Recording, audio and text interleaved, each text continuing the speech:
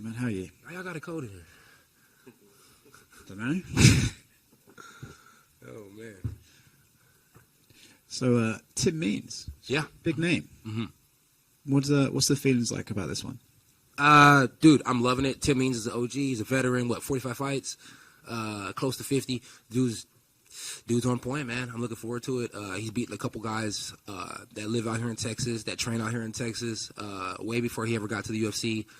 So get it back in blood. I'm a fan of Tim Means as well, just because he's been around for a long time and I've watched him fight for a while. But that being said, we put all that to the side and we go to work because it's Tim Means, and you gotta mean business when you're in there when you're Tim Means. I feel like whenever you're in the cage, it's not like you're gonna kind of half-arse it, right? But when it's a guy like this, does it give you a bit of extra buzz in training? Do you get there and go, oh man, Tim Means, this is gonna be fun? Yeah, it gave me a reason to be more technical the whole camp. You know what I mean? Just to keep the technique really, really smart.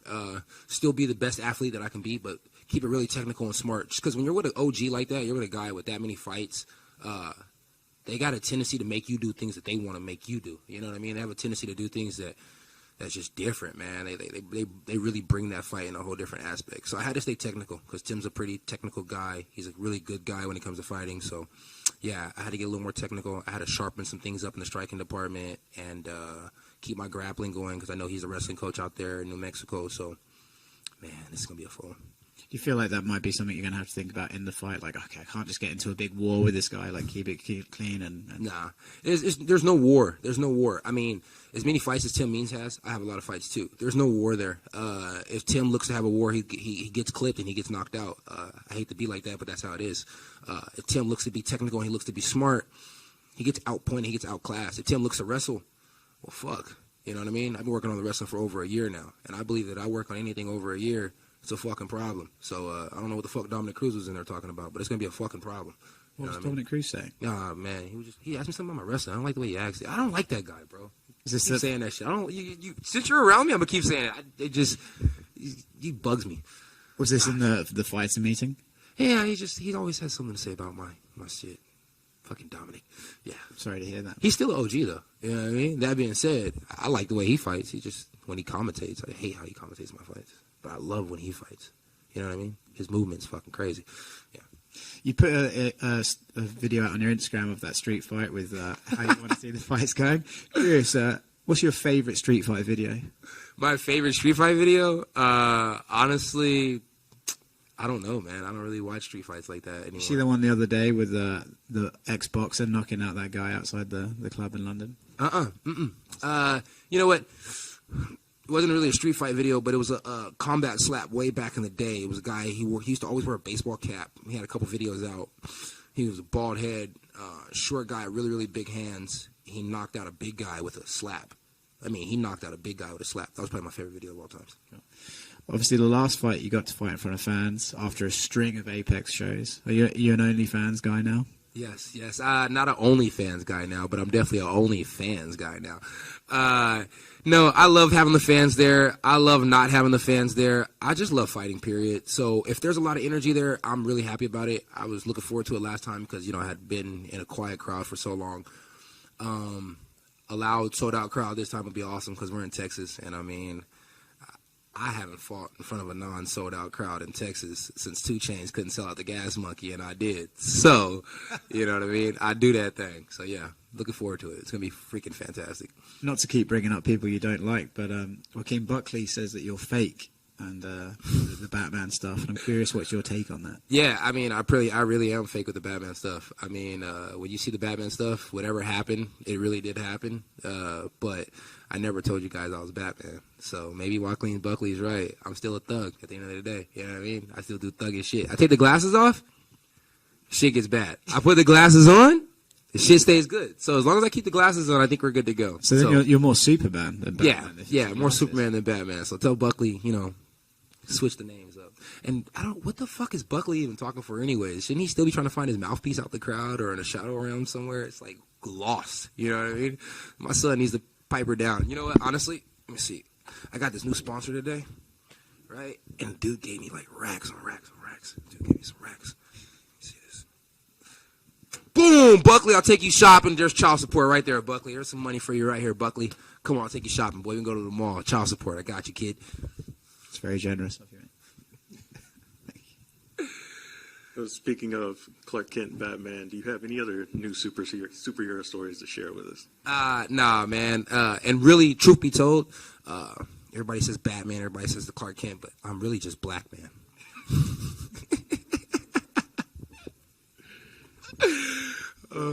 Talking about this fight in particular, Tim Means, one of the things he said in a recent interview was that he wants to get you talking because he thinks getting you talking in the middle of a fight kind of takes you out of your comfort zone. So, what do you think of that? I mean, whatever. I mean, I've heard all kind of different things when it comes to the talking thing. Some people say it takes me out of my comfort zone. Some people say it puts me in a different zone. I don't really care. I mean, me personally, if he wants to talk, we could talk. If he doesn't want to talk, he wants to shut up, we want to fight for 15 minutes, we could do that too. It doesn't matter. Either way, I don't have to talk to him to talk. I could talk to somebody else. You know what I mean? I don't have to talk at all to win a fight. Look at the Charles Oliveira fight.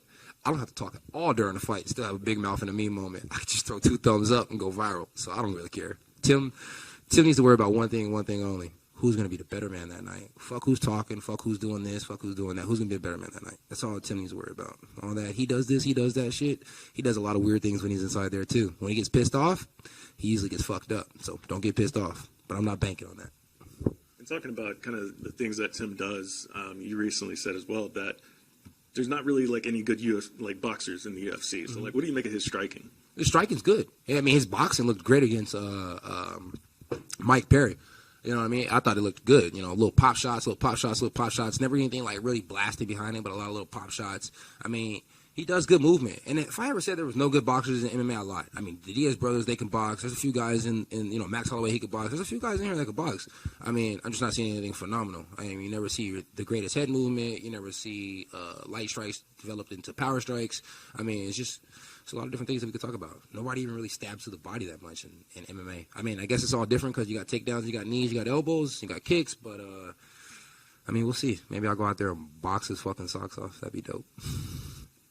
So I also recently saw on your Instagram that you said that the result of Valentina's title fight, how the judging was in that, means that you should have beat Derek Brunson. Fuck yeah. Yeah, 100%. I mean, think about it. She had more damage, but if you look at the control time, that girl was on her back. I mean, Brunson was in my guard. In the jiu-jitsu world, guard is guard, you know? In the jiu-jitsu world, if you're sitting in somebody's guard too long, technically you're losing the fight, right? So he was in my guard, getting smacked from the guard. We stood up. He got smacked standing up. I think I dropped him once or almost dropped him. I had him rocked. I had him wobbled. And he was the only one bleeding. You know what I mean? He was bloody. I was the first person to make Blonde Brunson Blood Brunson, even though Jared Connor did it way better. So that being said, I mean, yeah, I feel like I won that fight, but even if I didn't, at the end of the day, Derek Brunson got knocked out by a back fist, and I'm not saying a spinning back fist. I'm saying about back fist. Only people who get knocked out by back fist is hoes by pimps. So it is what it is. Last time when you were at UFC 271, when you were back here in Texas, you joked around about not going to Dagestan because, you know, it's... I wasn't joking. Oh, okay. Well, because, you know, it's... Well, you mentioned it's illegal, you know, certain substances. But so how have you prepared for the grappling? Like, what did you do, like, specifically during this camp or over the last year? Mindset Mike, Johnny Hendricks, about a week with DC. Anywhere and everywhere I go and I see some wrestling, I tend to ask questions. I asked Tatiana Suarez a couple questions about wrestling. I mean, anybody who can wrestle, I'm asking questions. Closed mouth don't get fed, right? Did you do a lot more grappling during this fight camp than in previous fight camps? I'm doing a lot more grappling, period. So, like, my grappling and my striking, I try and keep them pretty close to each other. I couldn't tell you which one I did more or less of, but I know in the past year I've done a lot of wrestling. But, yeah. Also, you have critics, obviously, about the grappling. They mentioned that a lot. Is the reason you moved down to welterweight, was that specific to the... If you go back and you watch my fight against Brandon Allen, right? You go back and watch the fight against Brandon Allen. You watch my interviews and stuff. What was I saying before that fight? I was saying I wanted to go to 170 pounds. All right. If I had a nutritionist when I first got in the UFC, or if I knew that they had this ball-mass nutritionist, I would have went to 170 pounds. You get what I'm saying? What does every athlete do when they go for fight week? What are they doing? They're cutting weight. What does Kevin usually do? not cut weight. So if you're paying attention, you realize that I don't cut weight. So, I mean, do you want me to continue to just be a guy who shows up and fight, or do you want me to be a professional athlete? All these people online swearing up and down they love me, they want me to be champ. So probably the best way for me to be champ is to be a professional athlete. You know what I mean? So don't ask me if I went down because of this or that. I'll stay at 85. I asked for my last fight to be at 85. I asked for the Kelvin Gastelum fight. I asked for like 3 or 4 fights when they all fell apart. DePricio, that's his name, right? I call him Dupussy. Yeah, Dupussy. He needed a fight, right? I asked to show up for that fight. They told me no because now that I'm at 170 pounds. I think they like that I'm at 170 pounds. I think they like that I'm cutting weight. I think they like that I'm being professional. So that's why they're keeping me here. If it was up to me, I would fight at 170 and I'd fight at 185 pounds. You know what I mean? I didn't get ranked after my 170 fight, but I was still ranked at 185 pounds. Darren Till is ranked at 185 pounds, and the fucker can't win a fight to save his life, right? He got finished against Derek Brunson. I went to decision against Derek Brunson, and then turned around and fought Marvin Vettori a week and a half later, 2 weeks later, a couple weeks later on another main event. Went to decision with him as well. Granted, I lost both, but these are 2 guys who are ranked in the top 10, top 5, and I don't think that Vettori beats either one of those guys, and he's still ranked, which is crazy to me. And if it's about clout, I got pretty good clout, so I should still have a number next to my name at 85. So the question you asked me is a good question because I've been thinking about it for a while. Yes, I should have a number next to my name at 85. After this fight, I should have a number next to my name at 70, and I should be able to fight at 85, and I should be able to fight at 70. You know what I mean? And if you want me to win fights at 85, quit giving me guys that are going to hold my eggplant for fucking 5 rounds. You know what I mean? And we'll be okay.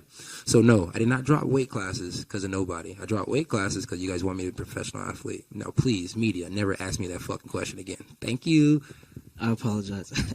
I mean, to your credit, the welterweight division is stacked with the wrestlers, so it's not like you're. It's like I ran right to the wrestlers, right? It's like I said, all right, cool. I went and worked with DC. I worked with Johnny Hendricks, some of the best wrestlers that ever graced the octagon.